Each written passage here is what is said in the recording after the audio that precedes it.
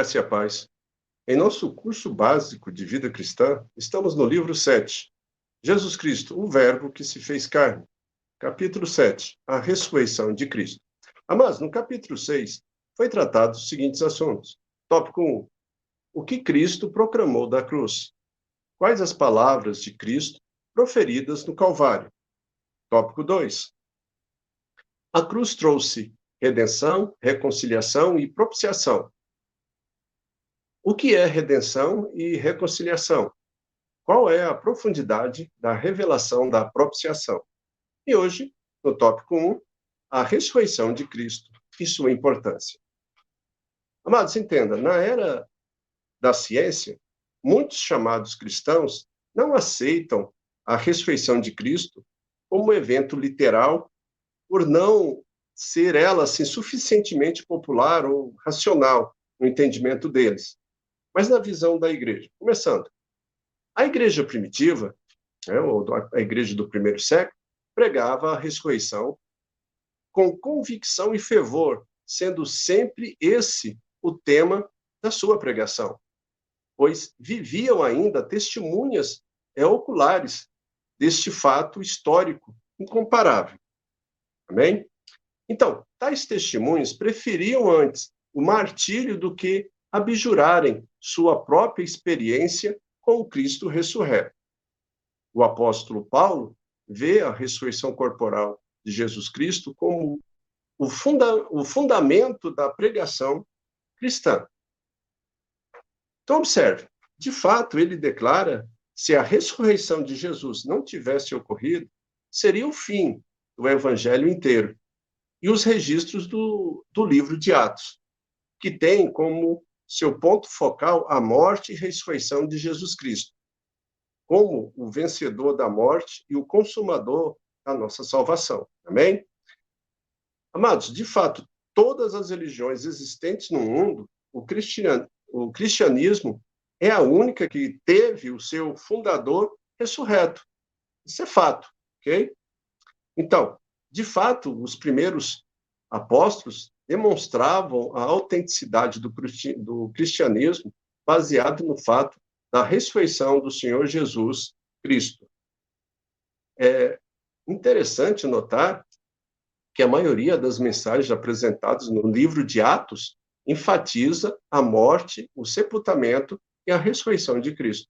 Em 1 Coríntios, no capítulo 15, o apóstolo Paulo mostra que o fato histórico da ressurreição de Cristo é fundamental ao Evangelho. Sem um Cristo ressurreto, não teríamos evangelho nenhum para anunciarmos. Então vamos lá. Em 1 Coríntios, no capítulo 15, verso 14. E, se Cristo não ressuscitou, é vã a nossa pregação e vã a nossa fé. Os versículos 17 e 18 do mesmo capítulo acrescentam. E se Cristo não ressuscitou, e ainda mais os que dormiram em Cristo pereceram. Amém? Então, observe, Paulo, ele confessou abertamente que a ressurreição de Cristo era um fato absolutamente fundamental à sua pregação, pois sem essa ressurreição não havia mensagem alguma de salvação e nem esperança para se pregar. E observe, Cristo mesmo afirmou que sua futura ressurreição seria um sinal pedido pelos judeus. Em João, no capítulo 2, verso 19, ele responde aos seus ouvintes nos seguintes termos: destruí esse santuário em 3 dias, o reconstituirei. Observe, os versículos seguintes esclarecem essa referência como sendo a ressurreição corporal de Jesus. Amém? Então, Cristo considerou tão importante a sua ressurreição que permaneceu 40 dias na terra, após ressuscitar, para, entre outras coisas, apresentar muitas provas incontestáveis deste fato. Bem? Então, entenda, amados, não somente os crentes em Jesus consideram o fato da ressurreição de Cristo como de suprema importância à sua fé. Também os inimigos de Cristo, se pudessem desmentir esses acontecimentos, destruiriam a base da fé cristã. O incrédulo confessou o seguinte: se a ressurreição de Cristo realmente ocorreu, o cristianismo é o que de fato ele afirma ser uma revelação direta de Deus. Bem? Observe, um estudioso da Bíblia, o Dr. Evans, declara: se a ressurreição não tem base histórica, o cristianismo não passa de uma fraude. Se a ressurreição puder ser negada e desmentida, a sua historicidade desmorona-se toda a estrutura do evangelho, pois a ressurreição de Jesus é a sua pedra angular. Amém? E continua ainda o doutor em suas afirmações. Se não houve tal ressurreição física, tudo que a igreja tem feito durante séculos e todas as esperanças do futuro que a igreja cristã tem nutrido e comunicado são baseados numa grande mentira. Fecha aspas. Amém, amados? Então, observe. Por todo o Novo Testamento, a ressurreição de Jesus tem, dentre os mortos, ocupa um lugar proeminente, sendo referida mais de 100 vezes. Então, a recusa de muitos em admitir e confessar o fato da ressurreição de Cristo não é, assim, novidade do século XX, não. Pois tal atitude se manifestou logo após a ressurreição do Mestre. Então, vejamos aqui, em Mateus 28, do 12 ao 15, que os guardas, afirma que os guardas que fugiram do túmulo de Jesus, após verem o anjo que remover ali a pedra da porta do sepulcro, foram contar aos sacerdotes o que acontecera.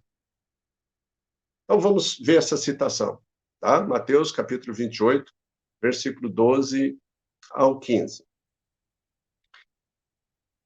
Reuniu-se eles em conselho com os anciões, deram grande soma de dinheiro aos soldados, recomendando-lhes que dissessem: vieram de noite os seus discípulos e o roubaram enquanto dormíamos. Caso isso chegue ao conhecimento do governador, nós o persuadiremos e vos poremos em segurança.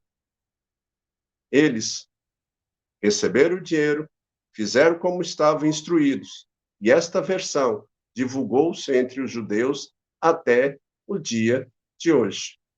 Amém? Então, logo após a ressurreição de Jesus Cristo, já começou, né, um trabalho de tentar minar este fato.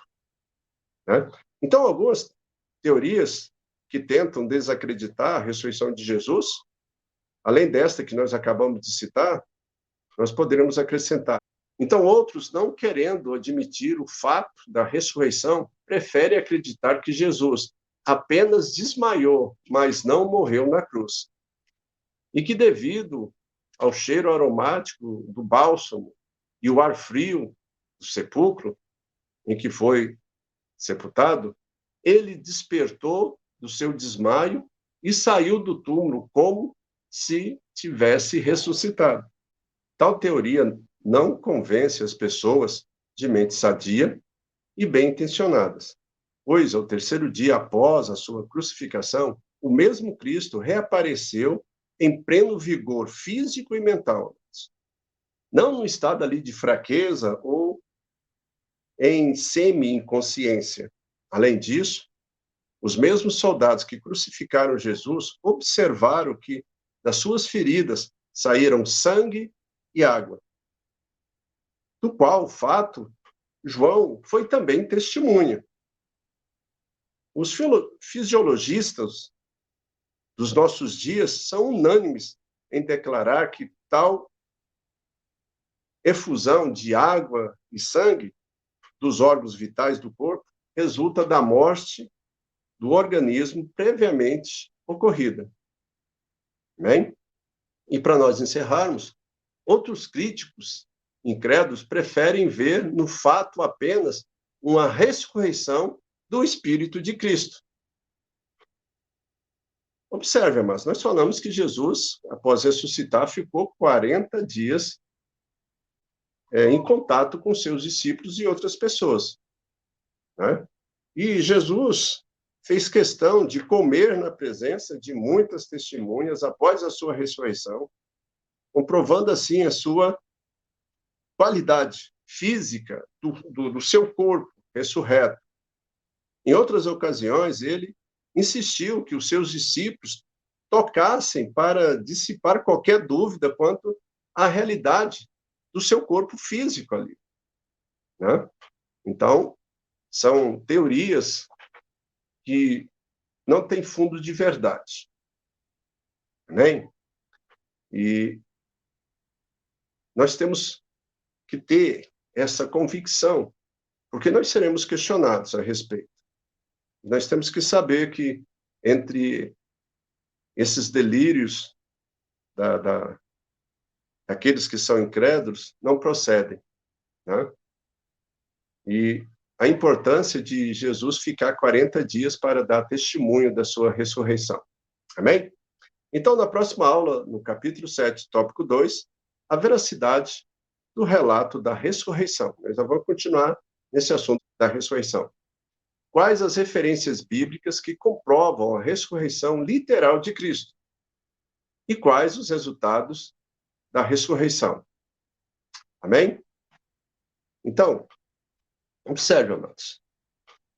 Esse material que eu sempre falo no final, que nós estamos preparando, é para você usar para evangelizar, tá?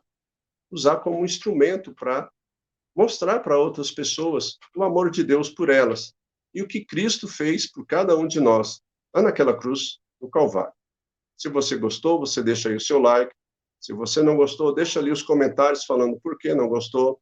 Mas se você tem alguma pergunta também, deixa ali a sua pergunta que nós estaremos te respondendo. Tá bem? Que Deus abençoe e até a próxima aula.